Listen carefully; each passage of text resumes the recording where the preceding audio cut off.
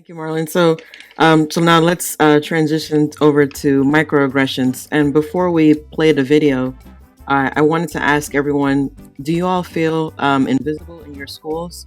And do you ever kind of feel yourself dreading being in some of these spaces? And actually, we will get to the question that was in the chat after we discuss this. So, do you ever feel invisible when you're in these spaces? And how do you kind of do you dread going to school every day? Like, I would love to kind of hear what you guys think about that. I don't think I feel invisible. I feel it's kind of more the opposite. It's like when you're a minority, you're kind of like seen more because like you are like the other. And so like I know like at my school, it's like because we have like a photographer for our school that kind of like uploads pictures for like our website and like our social media. So it's like whenever like we're like in classes or whenever I have like assembly, like she'll always opt to like photograph like the people of color and like the black students. So it's all like I think it's more like they want to like kind of show you off more because it's like, oh, like we're so diverse. Like we have like these black students, these Asian students, these Latino students. So I feel like I can't really feel invisible because there's like so few of like people who look like me in this space. And I think dreading going to school is kind of like, I don't think I dread going to school because of my identity. I think it's more of just, school, and I'm just trying to like get through the day and like get my education. But I do enjoy getting an education. I think it just can be difficult whenever like you are seen as the other and whenever like you are kind of put on the forefront for like photographs and like the website and stuff like that. Similar to Uche, there is kind of like this weird balance where like if we're doing promotional shoots, they'll always like make sure that they'll gather the black students, the minorities within our school, but also like there's this other side of the coin where I remember like consistently there were teachers that would call me like Uche or the name of some other black student within my school, and they'll try and like cover it up by saying, oh, you guys have the same hairstyle, when we never have had the same hairstyle. So I think in that aspect you do feel invisible because like it's like you don't even know my name, but I sat in your classroom and you can't even differentiate me from other people that I look nothing alike. So I think in that aspect there's like two sides to the coin. And I don't ever dread, I don't dread going to school because of my identity, even though, sometimes I will be the only black student in my class when we're talking about black issues. So I guess to some extent I do dread that because there is like a barrier between me and the other students because they don't necessarily understand the experience. But other than that, no. So, Miracle, I want to ask you, so do you ever feel like you ever have to like over-explain or teach people sometimes?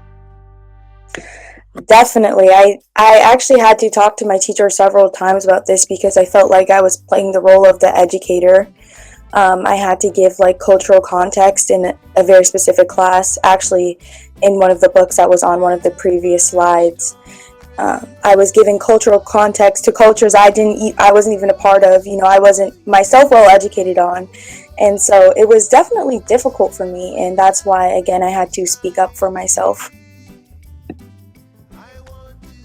First of all, I just want to thank the comment that I'm reading now from Tonia. I hope I'm pronouncing that correctly. I definitely resonate with that experience. So thank you for feeling like you can share that.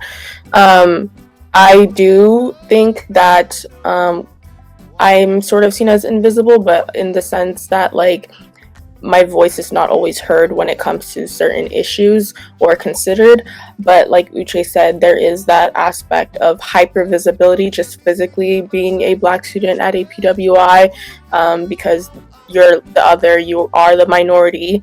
And like Uche said, there's all these photo ops and photographers and things that are done to promote the school in which the minority students are put on blast for, in a way, to be a part of or to represent the school in that manner. And I don't think I dread going to school, but like Miracle said, there's certain instances that I dread, like in classes when we're talking about black issues or something that may relate to being black, and that subconscious like idea that you have to be the Black experience, sort of that idea that you have to speak out about the Black experience, and that everyone's sort of expecting you to, even if you don't want to, which can be very taxing and mentally draining. So in that sense, those like instances are things that I dread, but I don't ever dread like going to school because I'm Black per se.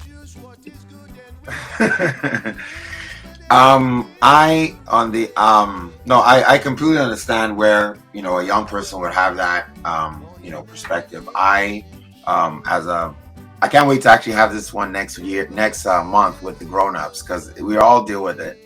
But me, I actually, you know, I prepare myself, I guess. I wouldn't say that I wouldn't say that I dread going anywhere per se, but sometimes you're not in the mood. I feel like I should have the right to not feel like I have to defend my race at every point, you know, and represent myself. I'm 6'5", so it's hard for me to not to feel invisible in any situation. And I don't think it has to do with my race in particular, but that doesn't help. You know, I do kind of, okay, well, my persona that I assume is I actually enjoy getting the little, and I enjoy the microaggressions that I prompt, because I'm 6'5". I talk authoritarianly. I'm not like, you know, I'm not humbled. I try to show them, not just am I smart or am I intelligent, not because of I'm trying to show them. I just naturally ooze it and try to make them feel bad. Not bad, maybe that's not the right word. I like to make them understand why they're wrong for thinking stereotypically about me. That's better.